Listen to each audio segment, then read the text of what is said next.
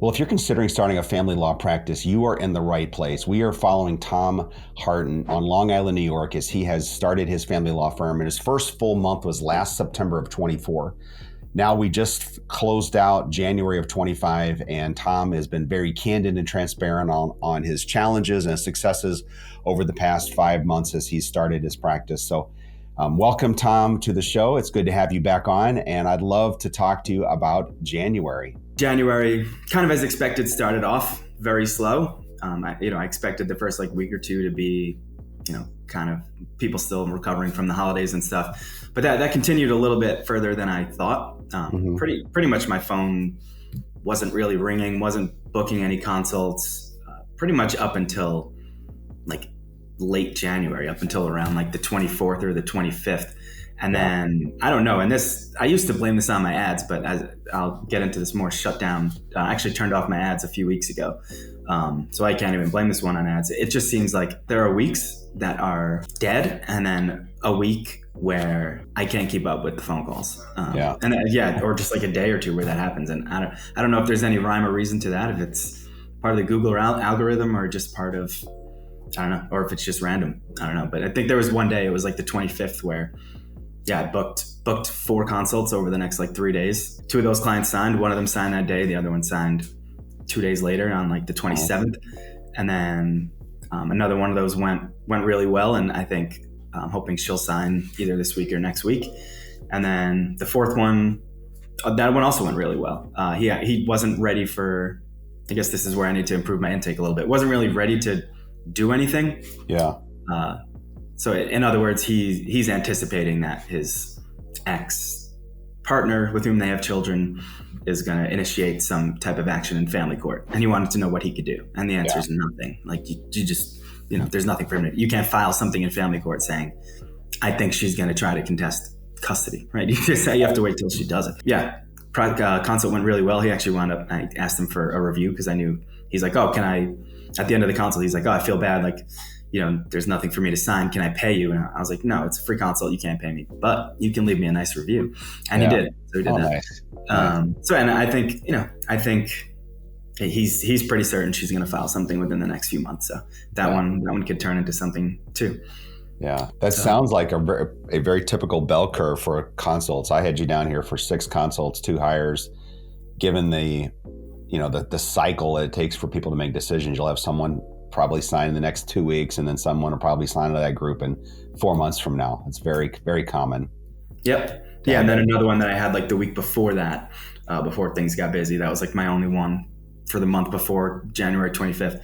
That one went well too. That was a phone consult, and that one went well. She sent me an email 2 days later saying, I'm not ready to move forward yet, but I really enjoyed meeting you. And when if I do decide to move forward, you'll definitely be the person I reach out to. I do all my consults in person. And so how does your firm do things? I think you do a little bit more of a mix, at least as far as I know, right? Yeah, we do very few in-person consults. I would love it if we did 100% in-person consults. Don't get me wrong. I think you're going to close higher. You're able to establish your connection and just relate a little better to the prospects coming in to talk with you. So I wish that were the case, but it's not. And so the vast majority, I would say well north of 85% are done. All of our consults are done via video of those, and some are phone, and very few, probably less than 3% are done in person. That's just typical for how we're doing it. Right. So if I'm doing one in person, the goal is to get them to sign that retainer while they're sitting there with me. Doesn't happen often. A lot of people take it home and want to read it, or they're not ready yet and they want to take it home and wait a few weeks or something. But I always present them with the retainer during the meeting. How do you do that on? So I guess the video call that makes it easier. But I'll share with you kind of how I think about that, Tom. I don't think the goal is get them to sign. I think the goal is for you to connect with them, hear them out, give them advice, and then quote them, give them the retainer, give them all of that. Let them make the decision on their own time. You can't force these things.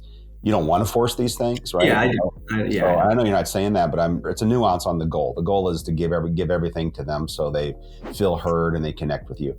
Right. And then follow up, though. I mean, there's nothing wrong with following up. I love following up right at the consult. Here's what I heard you say. Here's the next step. in an email, because it's a blur to these clients coming in, right? They're going to remember a couple things you said. They're going to remember how they felt, and they're going to remember one or two things what you said. That's the way it works. Follow up with them and say, here's the things you told me, and list like 3 or 4 bullet points or something, and here's your goal, and here's what the next step would be. And then, put them in your follow-up sequence and just ping them later with kind of a low pressure. Obviously, you don't want to pressure anyone, make them feel pressure. So that's, to me, the textbook way to handle those. Okay. So you don't on the video or on the phone, like, present the agreement and say, try to get them to sign right there. It's always afterwards. I always present them the agreement, let them walk out with something in their hand, or if they're on a video, make sure they have, they're able to see it on the video and get it in their inbox. Okay. Yeah. So you always quote them if you possibly can. Now, some people aren't going to be appropriate to quote. They're telling you, hey, look, I don't want a divorce. This may happen in a year or 2 or 3 when our kids graduate. That's really not appropriate to quote them. You can tell them, you can give them an idea of what that would look like from an investment standpoint, but you should be able to quote north of 85, 90% of all of your consults coming in. In fact, quote rate is something that we track. It's very important for our metrics. So we track our quote rate. That's also an indication of the quality of the consult. If you're making sure you quote a high number. Yeah. And then, okay. So that's great advice. And then 2 files closed, which I hadn't closed the file since September. One of those was just a prenuptial agreement. So that one wrapped up. The other one was what I thought was going to be, messy and drawn out case. And they wound up, there's a whole story to that, obviously with details I can't share, but they wound up in like a shocking twist, wound up getting back together. Oh, wow. That's good. So it is. It's whatever. Good for them. I met him a bunch, and he was a nice guy. So happy to see that. But that was like my first case where I was like, I don't know, I wasn't like super constrained by a budget, and he wanted what he wanted, and he was ready to go for it. Yeah. So it sounds like you're a little bit of a catalyst in that, not ramping up the energy, letting them get back together. Oh yeah, no, of course. I'm not going to push them to get divorced. And I think we established a good relationship. If something seems like they had, kind of been through a bunch of fights in their past, so might not be the end. I hear from them. Yeah. I think good to leave it on a good term. If something does happen, then generally hope it doesn't. But if it does, I think I feel confident he'd come back to me. Yeah, a lot of times the fighters stay together because they're getting their issues out there. They're not pushing them down and letting them fester for years under the surface. So who knows? Yeah. There was a lot here. Okay. Unfortunately, but in my mind, seems like people that shouldn't be together. But whatever, you want him to be happy, and he seems like he is, that they're back. So that's good. So from a revenue perspective and profit perspective, what happened there? Yeah, I don't know. Revenue, not great. Just shy of 7,400 revenue, and then expenses came down a little bit this month because I did shut off my Google ads sometime in, second, third week of January. So overall profit this month about 4,000. Nothing great, not a horrific month, but certainly, again, just dialing back. Certainly not where I thought I'd be at this point. But on the flip side, confident that it's not where I'm going to be in 6 months, and hopefully not even in 3 months. Yeah. Well, you have a very high sense of urgency, so that'll carry you well. Just what do you mean by that? We'll get there. Well, because you're anxious to get going. You're looking at this as kind of like a month, but you made $4,000 and you still have your other stuff. So hey, this is the world of startups, man. I know. I guess I thought, I don't know, there was something in my head like the first 6 months are going to be brutal, and then after that it should start to get more steady. I don't know. Maybe that should have been more like a year, 9 months to a year. I don't think things are brutal for you right now. You're 4 months in and you made $4,000 last month.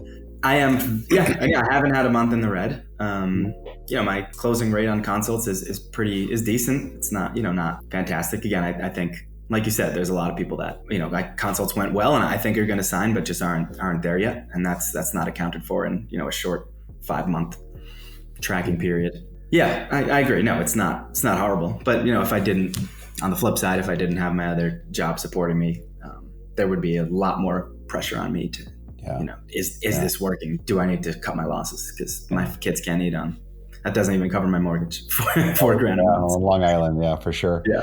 Well, if you're new to watching Tom's trek, you can go to jsterlinghughes.com, and we've been following Tom since I think last May or something. Tom, we engaged and started tracking your startup. So we've been shooting podcasts since last May-ish, and you can go kind of see the history and see Tom's numbers and see how well he's been doing. And even though he's downselling himself here, he's doing great.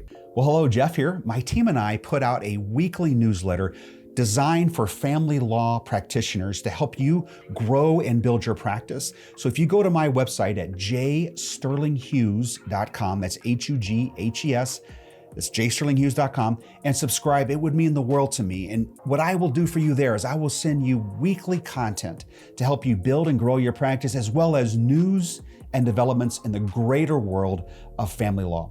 Thank you, and back to the show. So now, what else in the month? I know you had some marketing changes. Let's talk through that. Yeah, sure. So two big changes, and yeah, it's funny to hear me say that.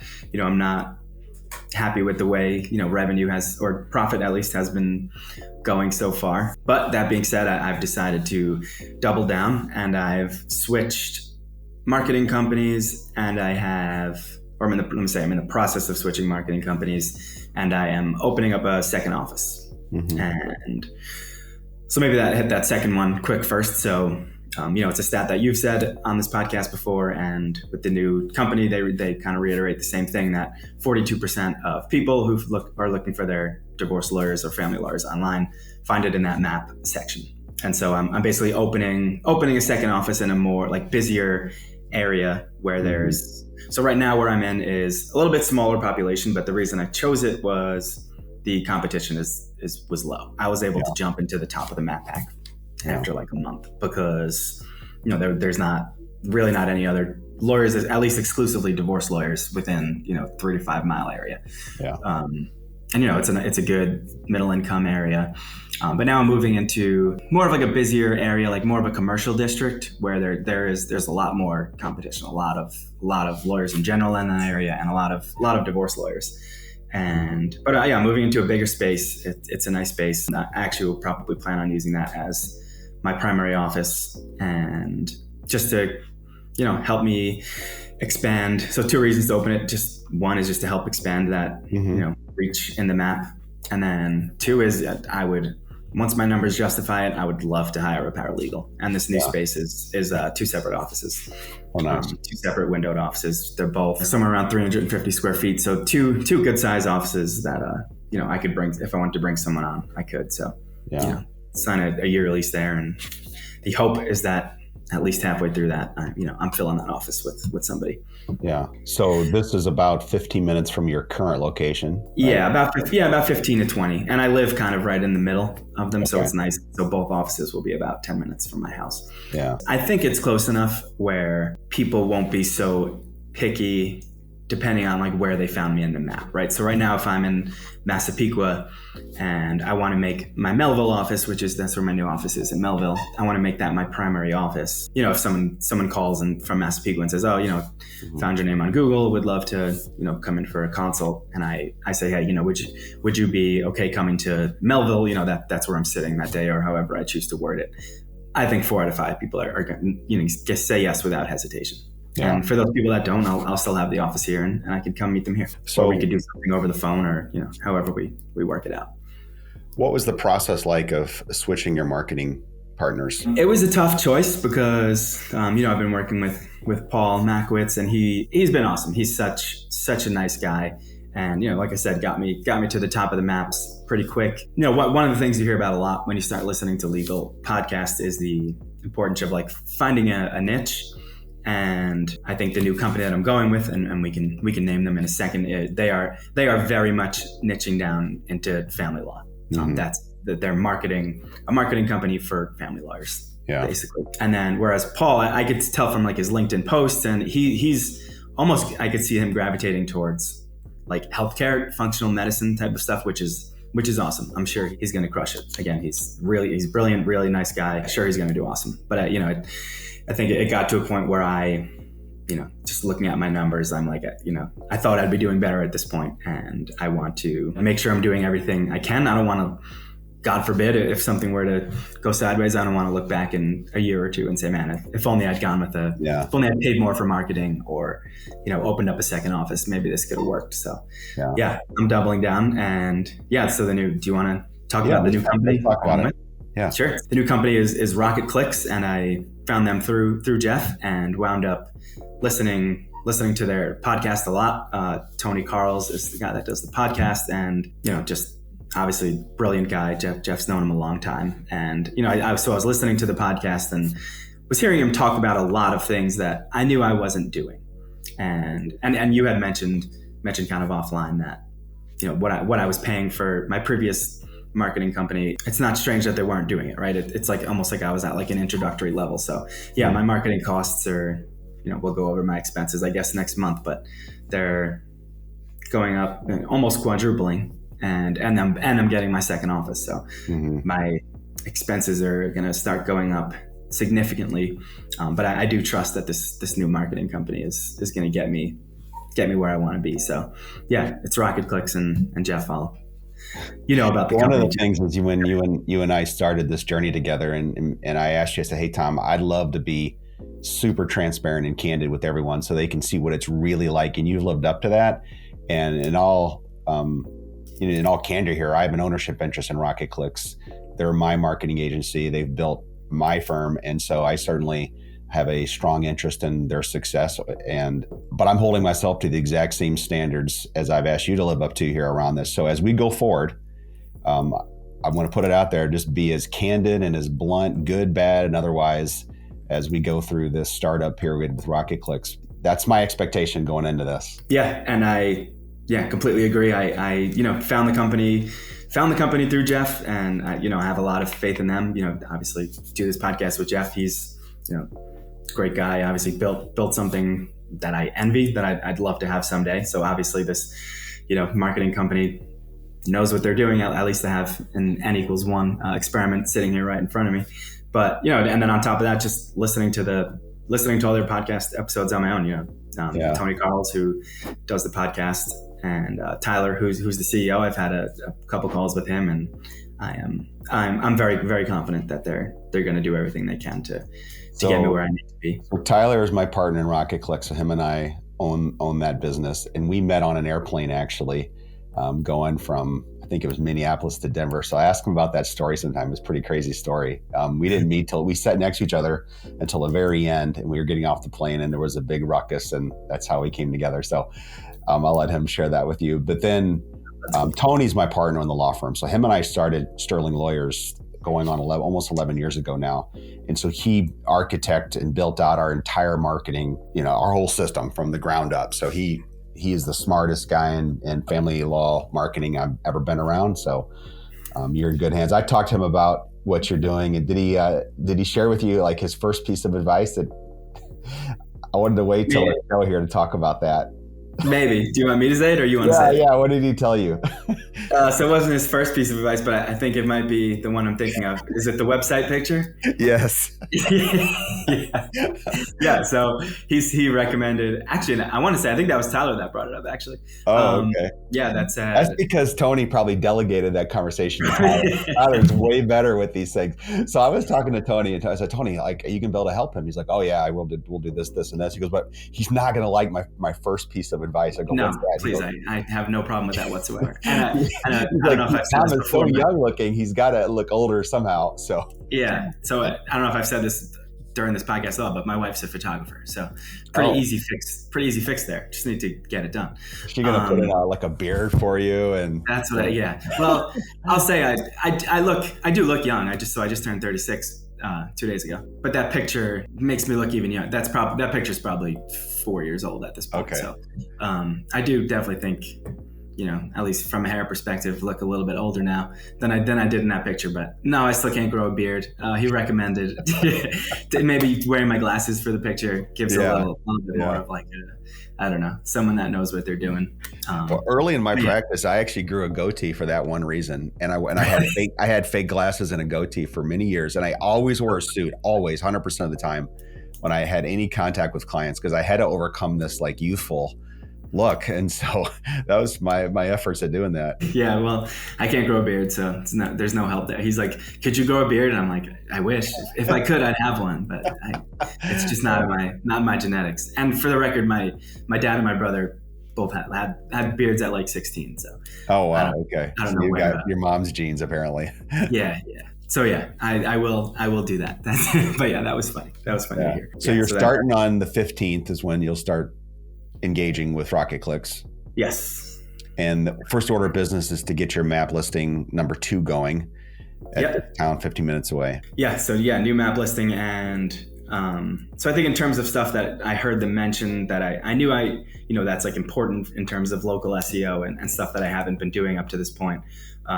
One of the big ones, there were 2 big things. I can only recall one of them off the top of my head, which is getting in the directories.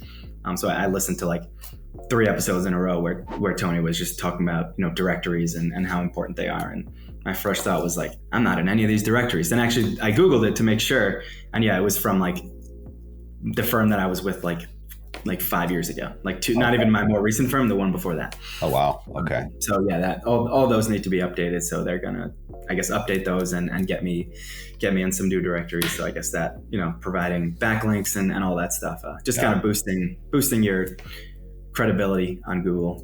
And that's just fundamental execution, man. Blocking and tackling. It's not fun. It's tedious work. Yeah, I'll have a better accounting of my expenses next month, but I'm going from, a single office that I'm paying $1,200 a month for to now I'm having a second office that's $1,500 a month. So my office space will be, just shy of $3,000 a month. Yeah. And I'll see if I keep this one up full time. I'll have a conversation with them. Yeah. And there's the issue of reviews. Like, as of right now, my reviews are here. Does it make more sense to you can't split them, right? If I keep both offices, I have to basically start from scratch from my new location. Whereas if I were to close this one down, then as far as I know, again, I'm speaking off the cuff here. I still don't know.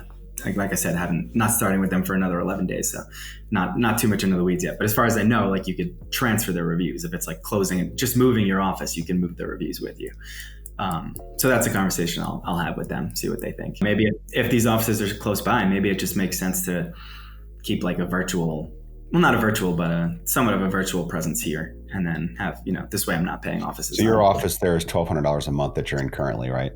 Yeah. And it's funny that at the $1,200 office, I feel like I'm significantly overpaying. It is maybe 175 square feet. It's pretty small. Okay. No, there's no window. It's a really nice building. They completely redid it just about a year ago.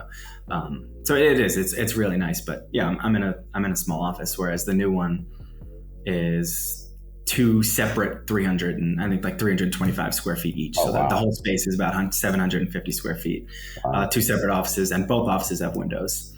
So it's a little bit more expensive at $1,500, but I feel like I'm actually getting a good deal on that one. We always philosophically looked at some of our satellite locations as marketing expenses and put it under the marketing budget just to kind of gauge the return. So if you're spending $1,200 a month, I mean, I don't know how many new files you have to open for that, but if you're getting 2 files out of that, or 3, it's definitely worth it if you can get 3 just from that map listing. Definitely. I think even if I get 1 a month, I'd be happy with that. I mean, it's $1,200 a month. I think one file would cover that.